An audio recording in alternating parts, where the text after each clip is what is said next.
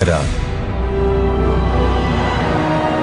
1989 December 21 Kerala Jamiyyathul Ulama general secretary Kanthapuram A P. Aboobacker Musliyar, Mujahid നേതാവും Madina Islamic യൂണിവേഴ്സിറ്റിയിലെ അധ്യാപകനുമായ ഷെയ്ഖ് അബ്ദുസ് സമദ് അൽ കാത്തിബ്, ജമാഅത്തെ ഇസ്ലാമി പ്രവർത്തകനും ശാന്തപുരം ഇസ്ലാമിയ കോളേജ് അധ്യാപകനുമായ എം.കെ. അബ്ദുറഹ്മാൻ തറുവായി എന്നിവർ സുന്നി, മുജാഹിദ്, ജമാഅത്തെ ഇസ്ലാമി എന്നീ സംഘടനകളെ പ്രതിനിധീകരിച്ച് കുവൈറ്റ് മന്ത്രാലയത്തിലെ ഇസ്ലാമിക കാര്യ ഡയറക്ടർ ഷെയ്ഖ് നാദിർ നൂരി മുമ്പാകെ 17 ഐക്യ സഹകരണ കരാറിൽ ഒപ്പുവച്ചു.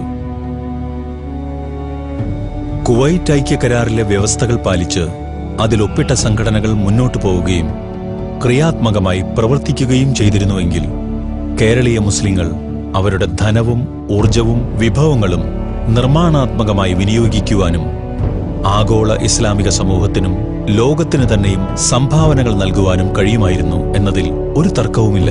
കെ.എൻ.